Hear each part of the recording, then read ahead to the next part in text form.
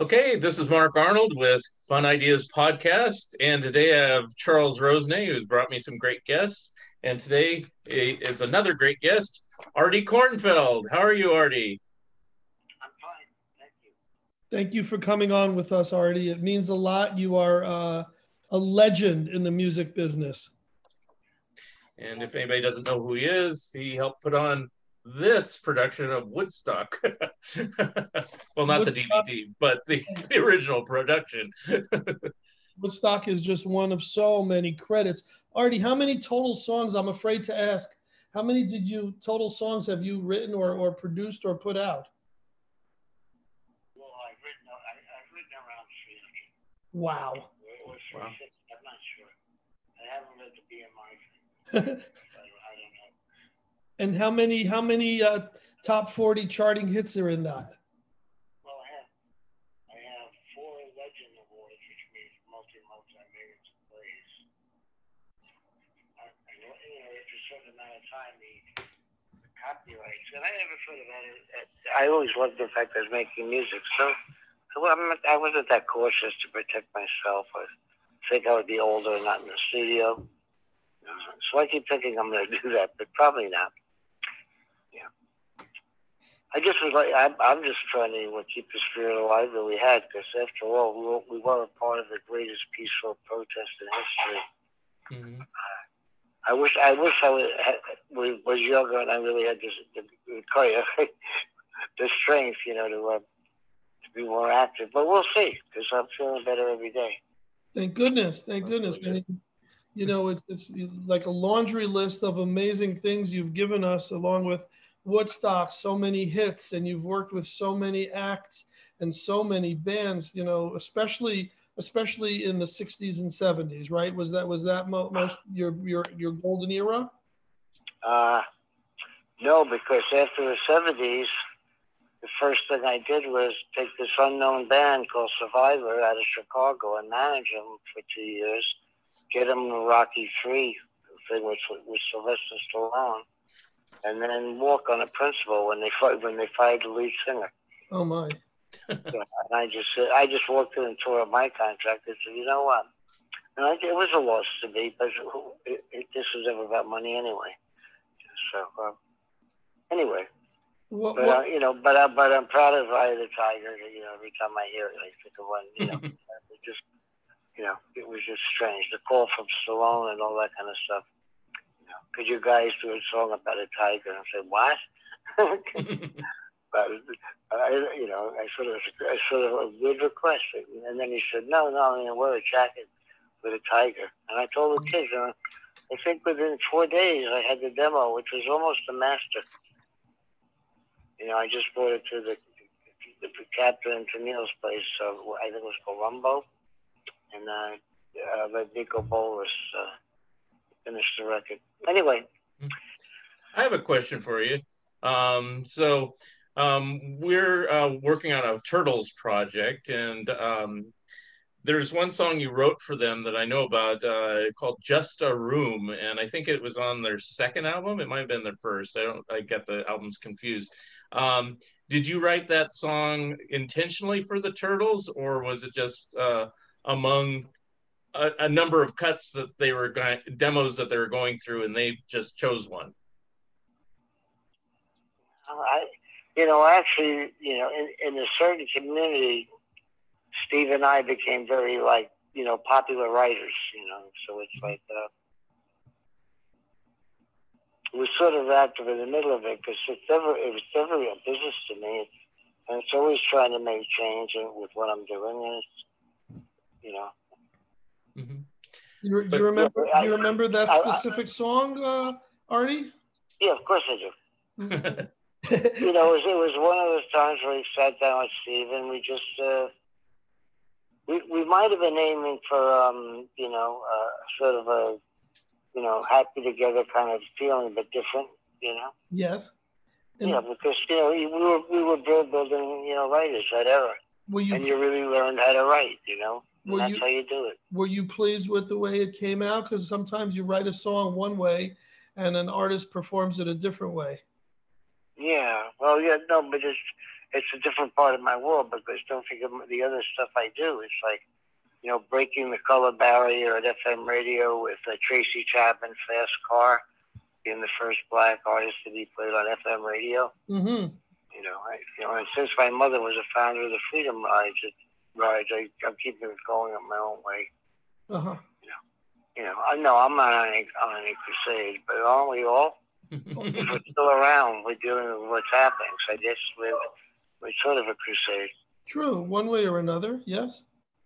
Yeah, Are there any songs that stick out that you were more proud of than others? Like if someone put a gun to your head and said, "What were your favorite songs that you had hits with?" What would come to mind?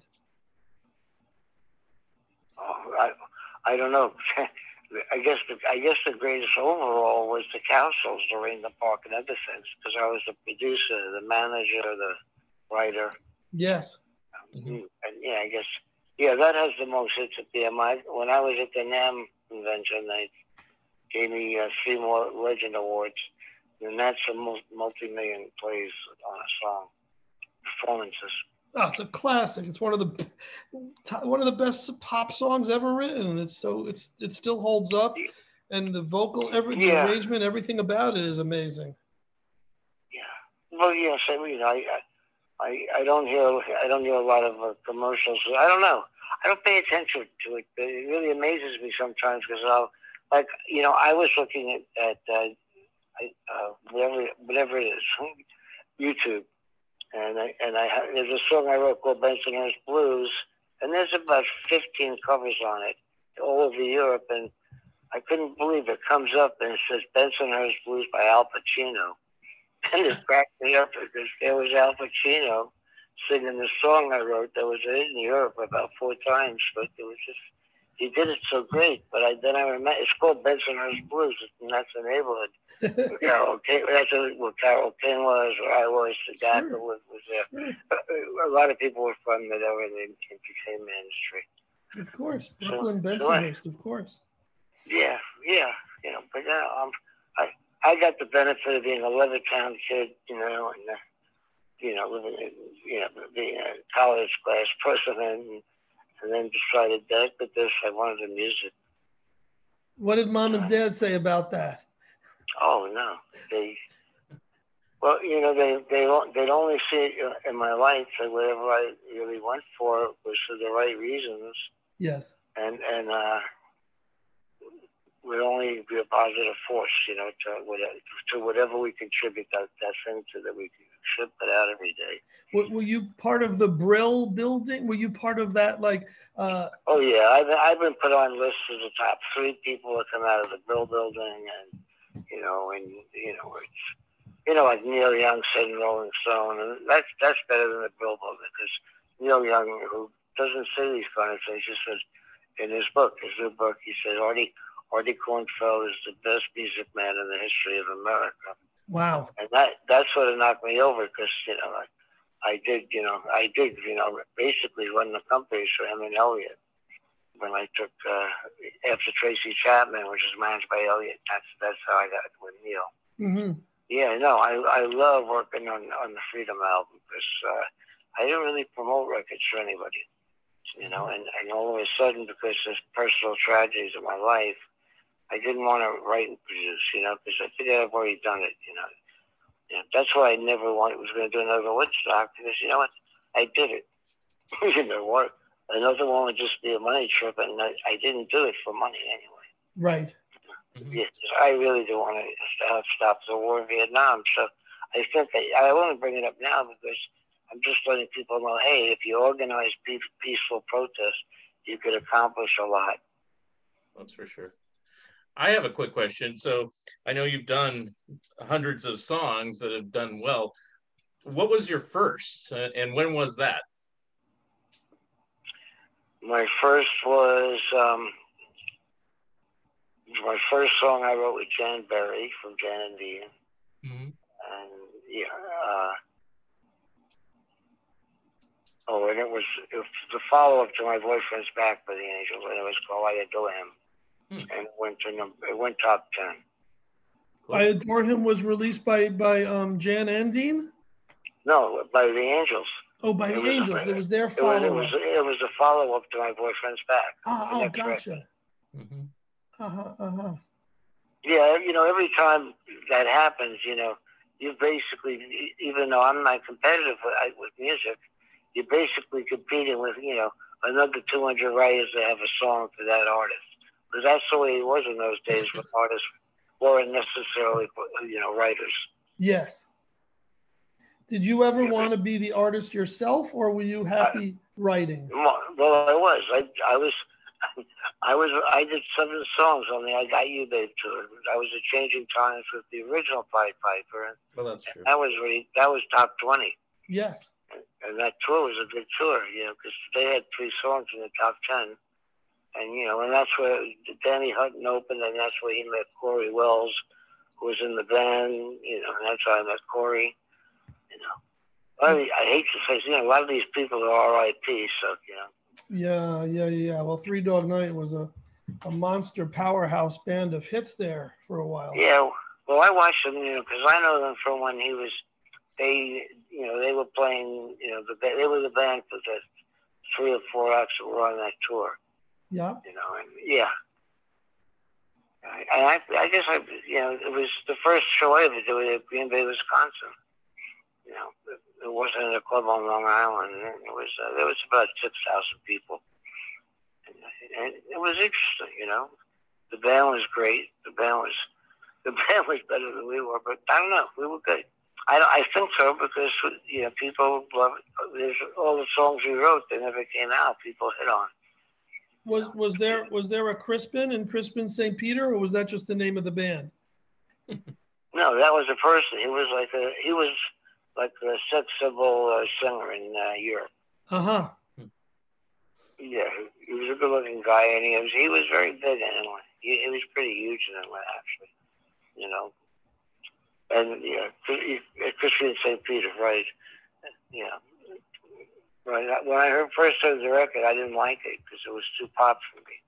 Because our version was folk rock, definitely. And the level of all musicians, God Almighty, Steve Gadd, Tony Levin, Kenny Asher on piano, Hugh McCracken on guitar, Sam Bowen playing sax, you know, Michael Kamen on electric stuff. Yeah. It was great. It was great to be able to make records. I'm glad I got to do that for so many years. I love that, making music. It's great. Do I miss it? No. I did it. You know, I did it. Yeah, I keep saying I'm going to go in and do one more, but it's going to be by me because I'm really I'm a great acoustic solo. You know, and you're just going over some of the songs and some of the lyrics. I say, God Almighty, I was saying this is going to happen, you know, 30 years ago in the song. Mm-hmm. You know, it's like I did a solo album after Woodstock called the Artie Kornfeld Tree. Mm-hmm. And I basically, Hugh McCracken arranged it, and Joe Liakis is my engineer at the record plant. And, Tell me a little bit about, going back a little bit, you worked at Capitol Records for a number of years. What did you do there, and did you promote any artists or anything, or work with any artists? What did you do, I guess, is the best thing? Well, actually, I ran the East Coast office, basically. Okay. You know, and I was like the VP director of rock. And it was the first time any label ever had a rock department, you know, in our business. So Capitol, that's how Capitol put it out. I didn't put it out that way. You know, they do PR. I wasn't doing it for myself. Mm-hmm. They never seemed to be that critical to me. Did you sign any acts on Capitol? Well, you know, one star came out of being a Capitol was I produced The Wind in the Willows, which is a great album, but, you know, it just didn't have the attention of the people higher up. And but what that introduced was the female singer was Debbie Harry. Oh, wow. And I was glad, even after I left to do Woodstock, when she was a Playboy bunny for a while in the restaurant in New York. Yeah. I helped her through some hard times, and we were friends because we had recorded it. And, you're in the studio for 6 months with someone. And, yeah, she was great, But, I never thought that she was going to happen the way she did. And I tried to help once I heard about it, because she happened to be on a friend of mine's label, Private Stock. So, and I even did a record for Private Stock myself. Private Stock.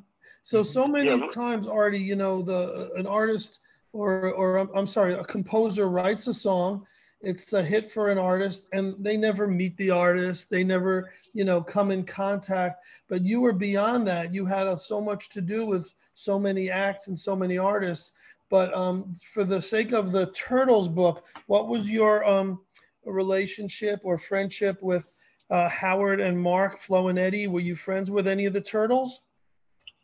Oh yeah, well yeah, because we were, Steve and I, with our writing, actually, as writers, we became the Changing Times because our songs were so folk rock, and that's what was happening then.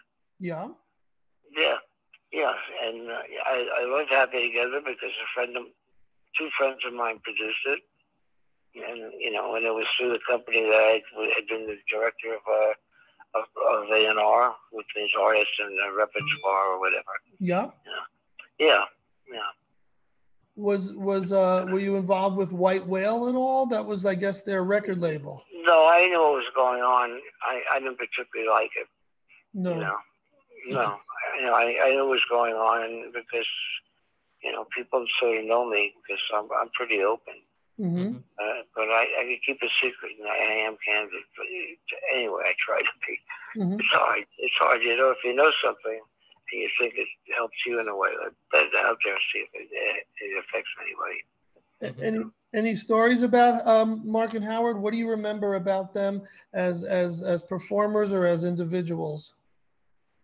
Oh, they were great to be around. They were very close friends with my writing partner, Steve Dubach. Yes. And when I was married with a child, passed away since, but I was married with a child. I don't know. It was fun to go over and work with the guys in the apartment or the rehearsal hall. Steve and I, when we were teaching them just a room. Mm-hmm.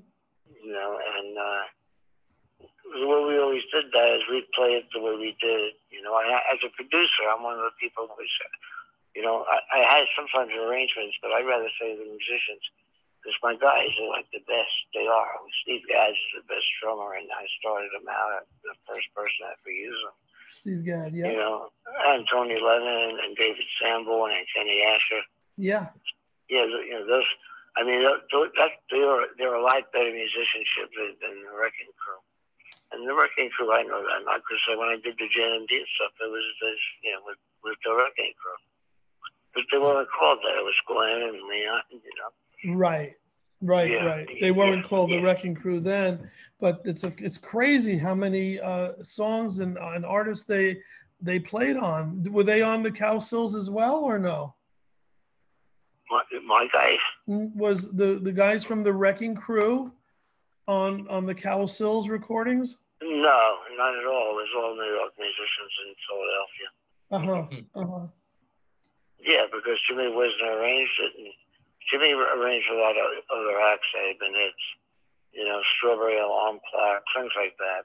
Mm-hmm. He was a very creative arranger, but I listened to it and I just say, I can't believe I got that on 4-track and 1 mix, with all those different things happening, because I was so at one with the song and so at comfort with it, because when I first said I was going to produce these kids, that Mercury had dropped, and I resigned in protest, so I left my guaranteed income, and I had a family behind, but I knew this was going to happen.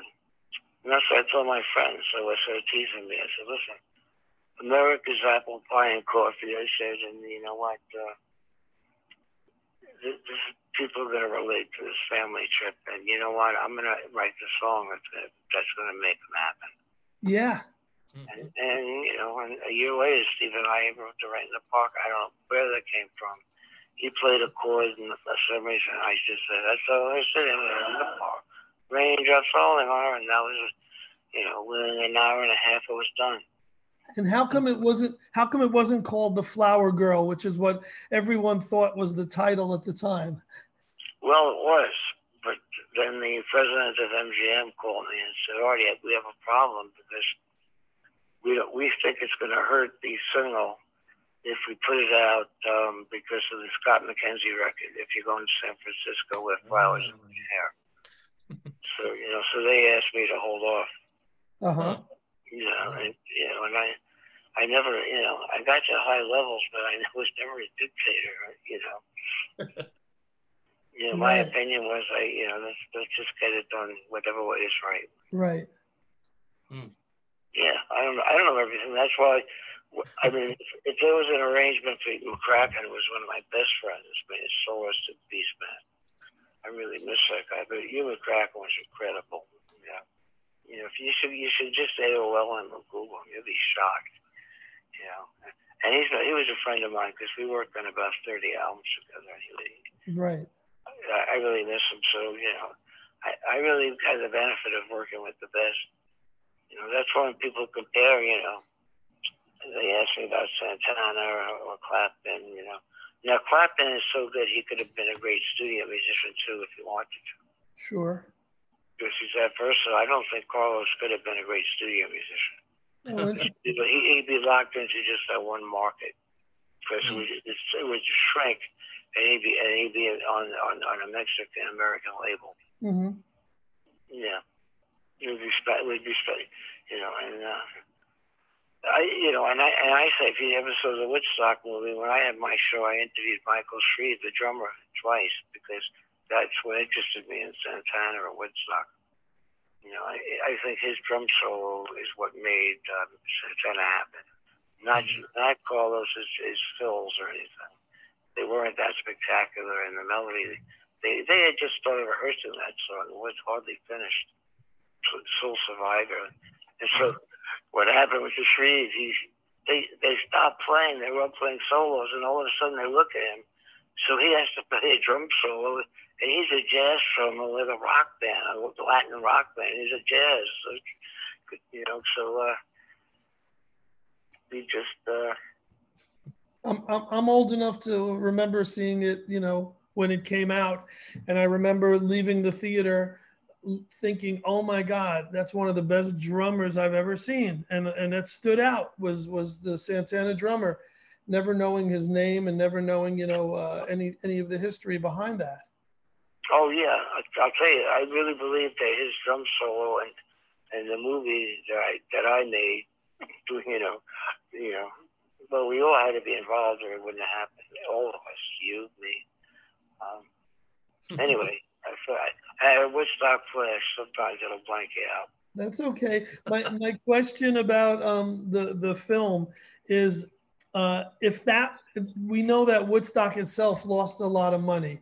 Was the Woodstock film a savior at all? Did that help defray any of? Well, you know, that's the history. You know, that's all world history. It's not even music industry. You know, it's a different industry. That was just that I pulled it off the way I did. You know. It's just fate. It's really fate. Yeah. You know. I mean, I take in the kid who has no experience, basically. We become best friends, and one night shooting pool in my apartment in New York, and I'm already the vice president of Capitol, and I'm 23 years old, 24 years old. Yes.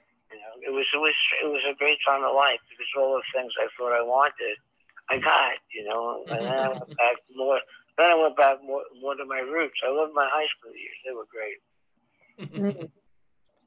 Yeah. I like that we lived in Levittown because, you know, cops didn't make a lot of money. I wasn't allowed to say cops. I had to say policeman. I didn't have to because he was just sweet on my father. Yeah, I really had great parents. They're challenging, huh?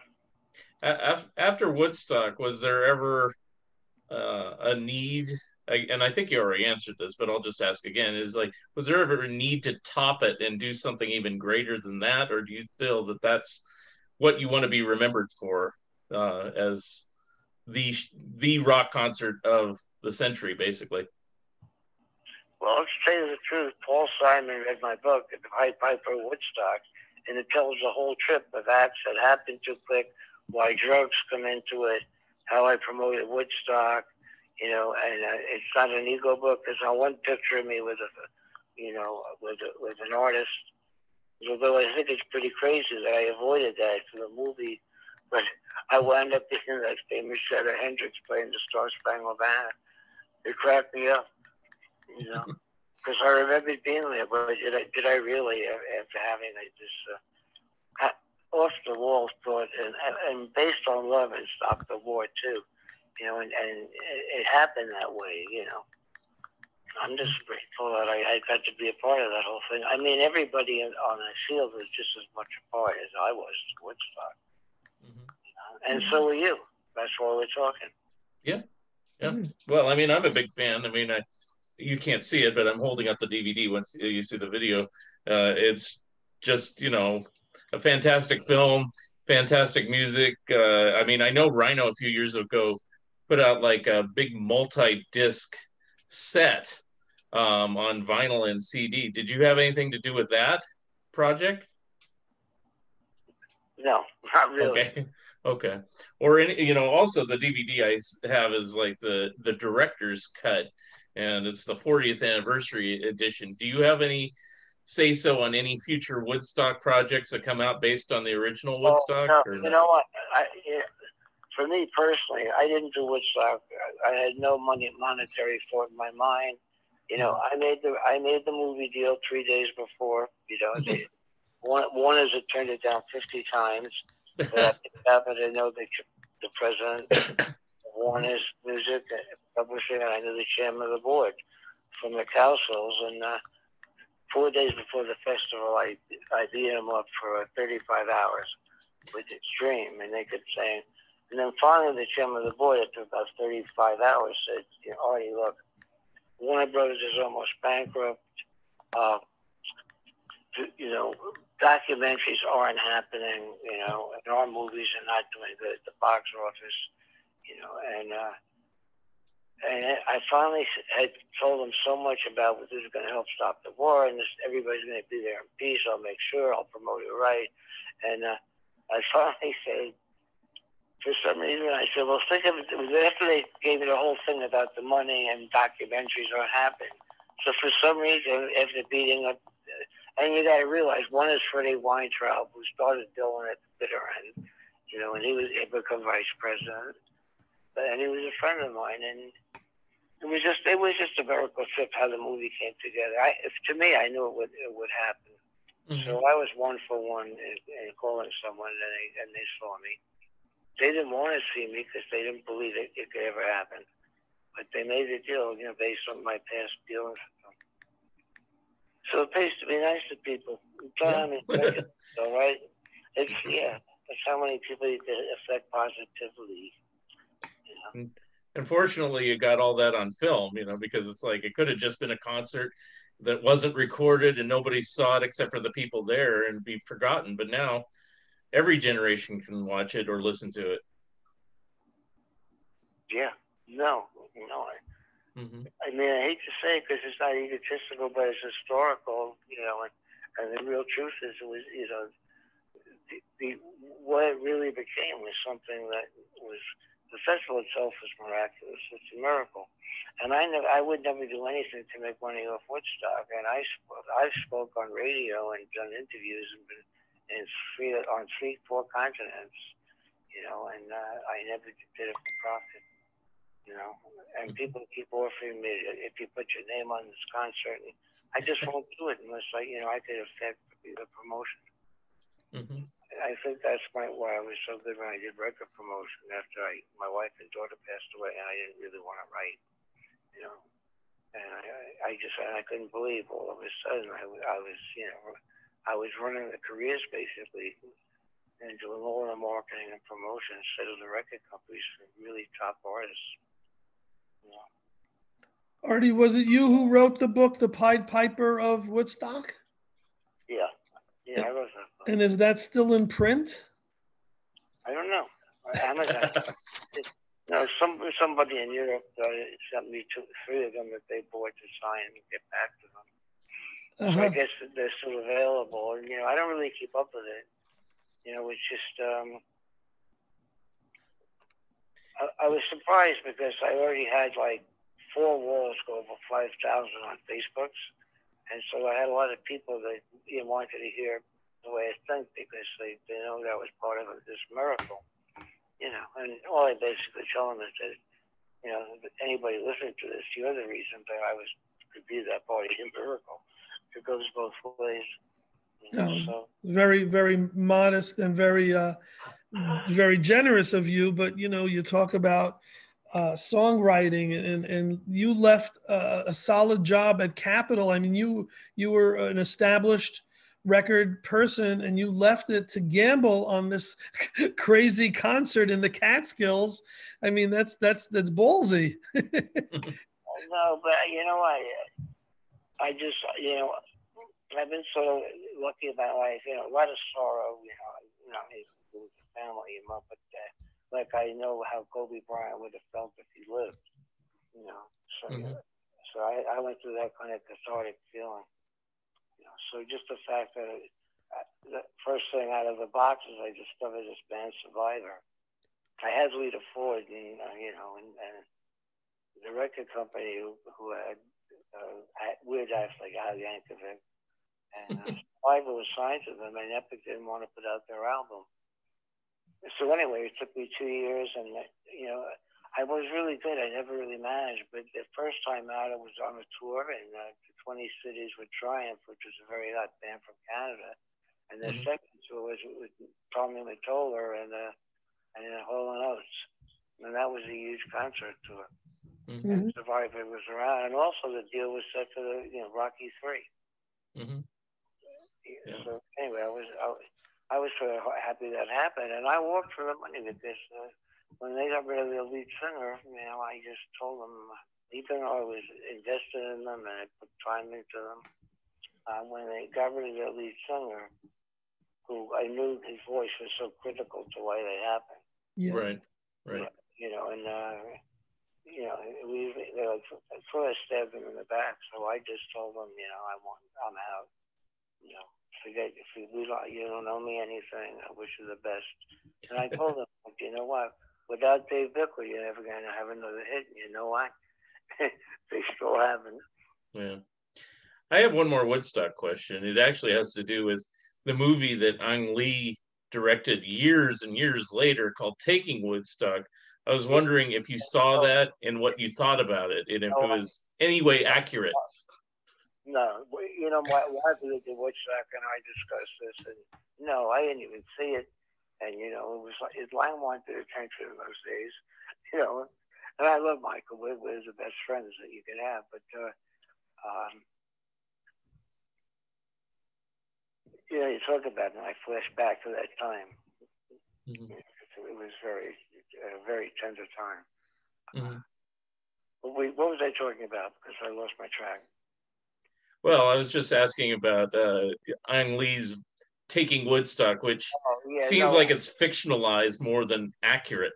So you know what? It's all bullshit. Michael and let Ang Lee interview him.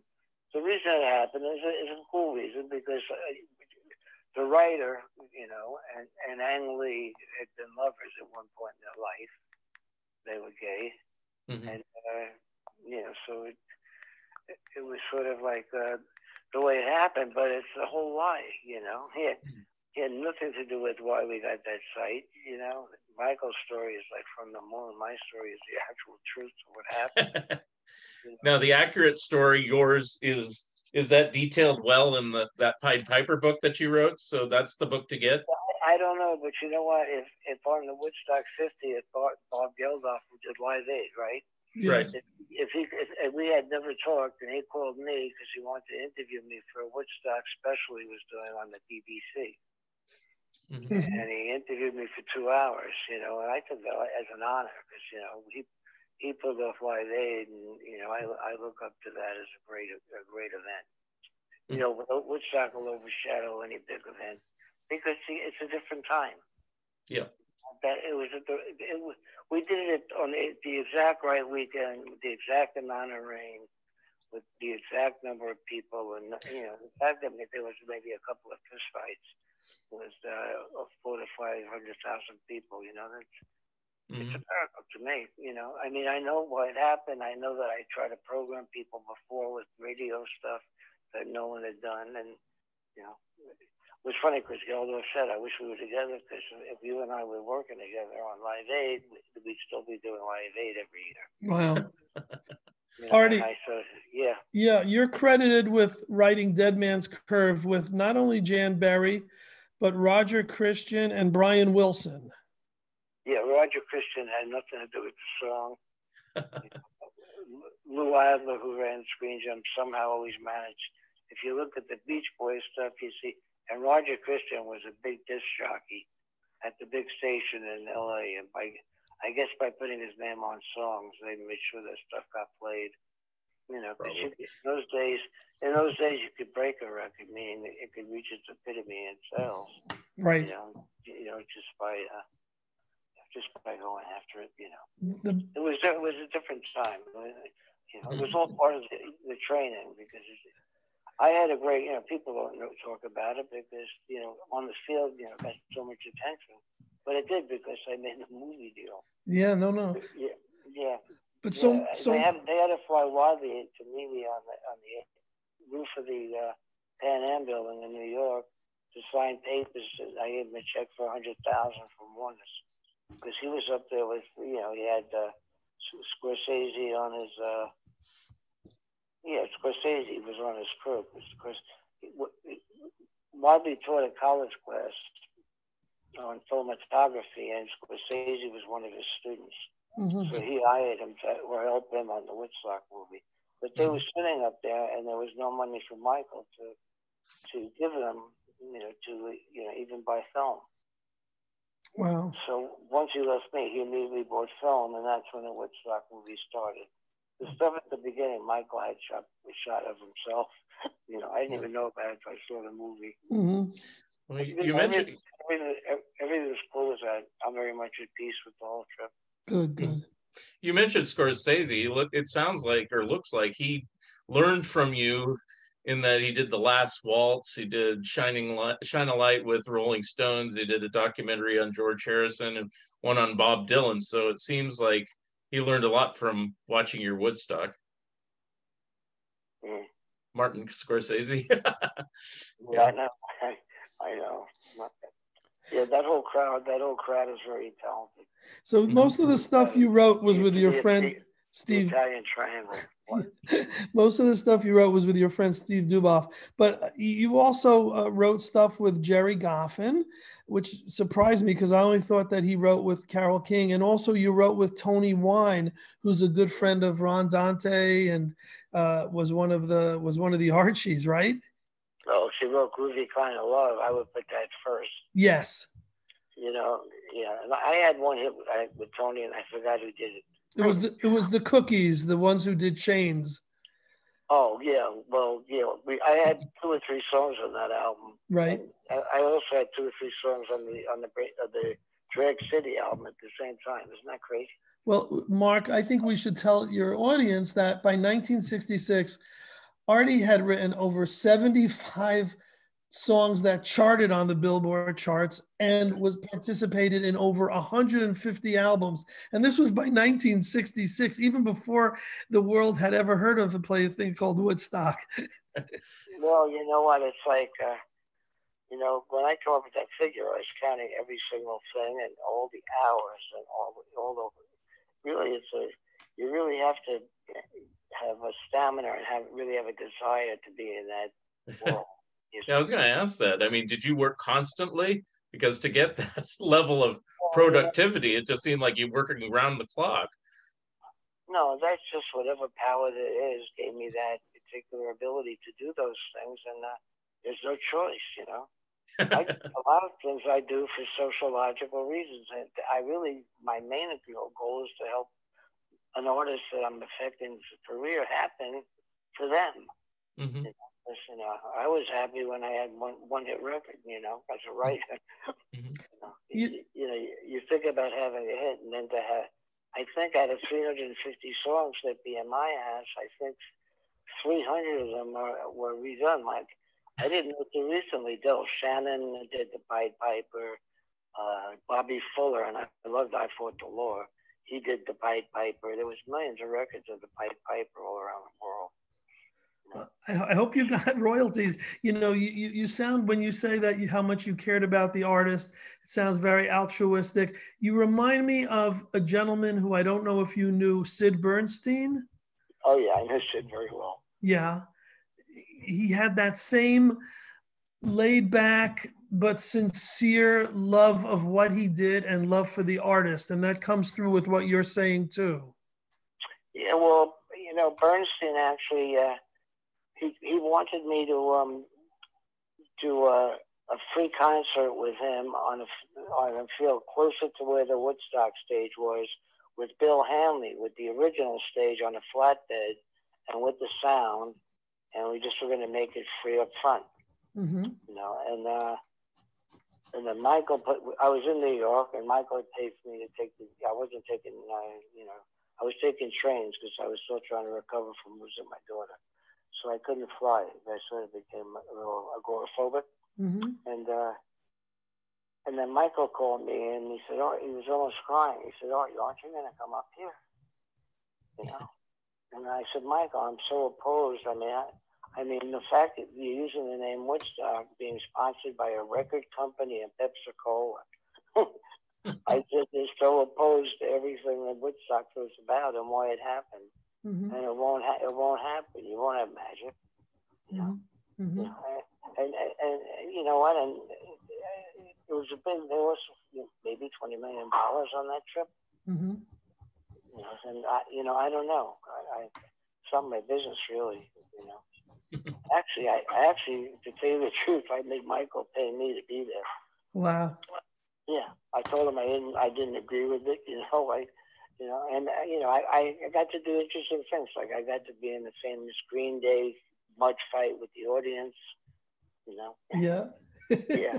Woodstock. So then I was on stage with Green Day. You know, just covered in mud, just like back at Woodstock. Was crazy. Uh-huh. Yeah, but you know what? It ended on a horrible note because it was. You know, it was done for greed. And, you know, I was the only partners that didn't do Woodstock to make money. I did it just to do it. Yeah. You know, I knew something had to be done. And I don't know. It's a message from somewhere. I don't know what it is. Did you mention Green Day or Greed Day? Well, I don't know. I think that, you know, they had a couple of cuts that I liked, and I haven't liked much since the 1980s. No, so when the 90s hit, I started to tune out of music. Uh-huh. But the things I produced, I did a great album on the internet by Davin McCoy in Atlanta, and that album was really good. You know, it didn't happen because he didn't promote it, and him and I had split up. Uh-huh. But I did, you know, I did great mixes on that. Yeah, and by the way, the mix on the Rain in the Park was a miracle too, because I got that in one take, and there's a lot happening on that record. Oh my gosh, with the sound effects and the rain and amazing. Yeah, I said it, you know, that the weird thing is when it was just a trip. It was going to be a rough mix, but I listened to maybe 100 tapes that we rented of Rain, because it came to the point that I had to put Rain over the whole thing, and I had to find the right Rain. So SIR, the big studio rental place, sent over about 60 different Rains, and none of the Rains were the right Rain for that song. Mm-hmm. Or for what I was thinking when I wrote it, when I came up with the lyric. And then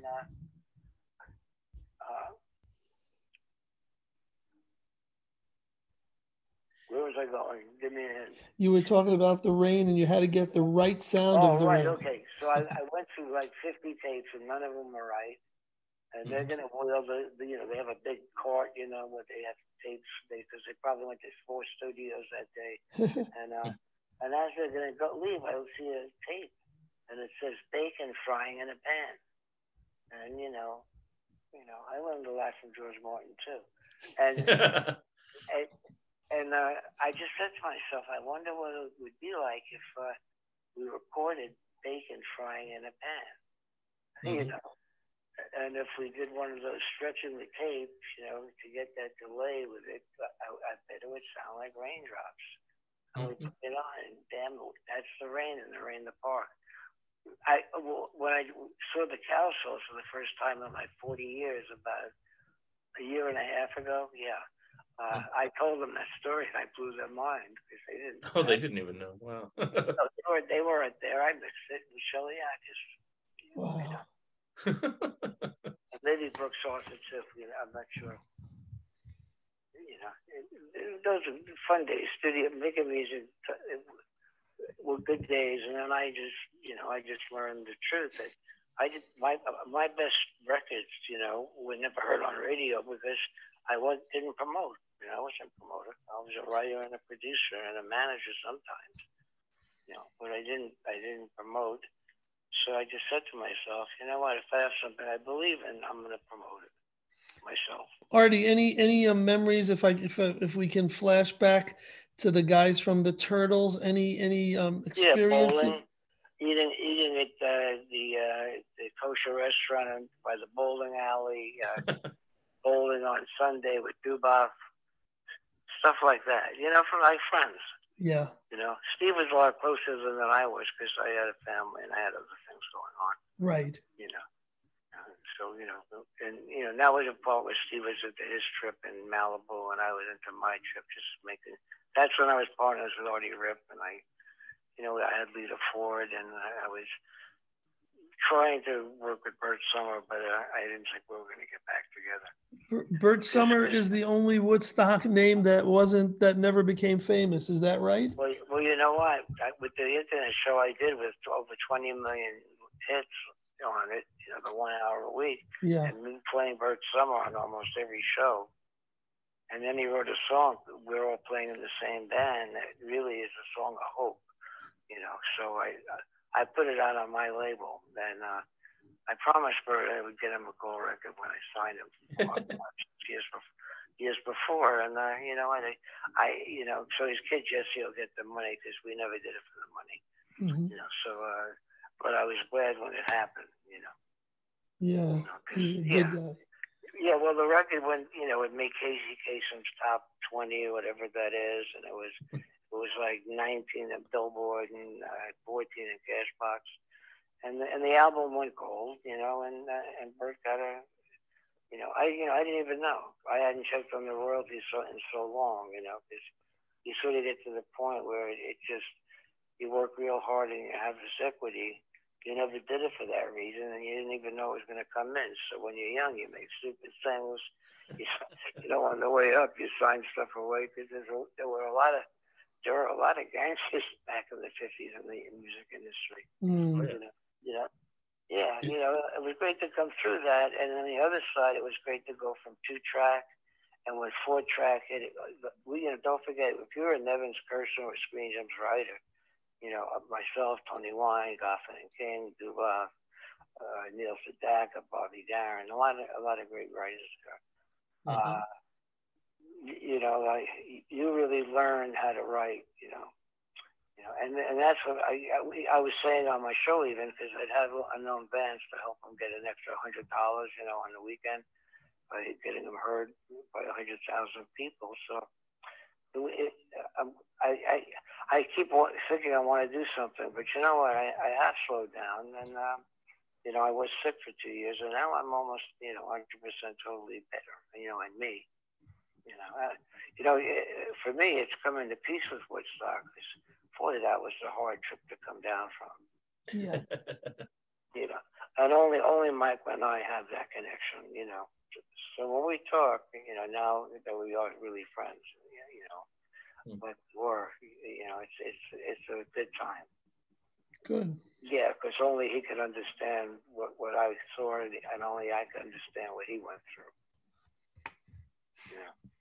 You know, I saw the path, and he couldn't build it. Oh well, you know, I didn't have any knowledge of the hippie world, and he was entered I had Bert Summer, who was in Hair on Broadway, so Bert was a hippie, whatever that is, you know. And I don't know, hippie. I don't know. I don't call myself a hippie. I don't like the drug connotation that goes with it, but you know what? It's well earned. You know. Oh God, what can I tell you? I mean, I can't. You know, I found I'm one of the 30 people that started Cocaine Anonymous in LA in 1983. So I put together the first meeting, and I guess I could break their anonymity now. It's a long time, but I had the guys from Chicago and the guys from Toto and Mary Stewart and her husband Malcolm McDowell and the guys from Toto and, you know, and Doug Pfizer from the Knack. And there was 30 people there. And that was the first meeting of Cocaine Anonymous. And now there's about 4 million people in it, you know. You know, I got off easy. I got off of the prayer because I'm sober 38. I'm sober 38 years. That's great. Yeah. Believe it or not, folks, I'm sober right now. This is the result of 64 years in the music world. Yeah, I have a great. You know what? Life is wonderful. Wow.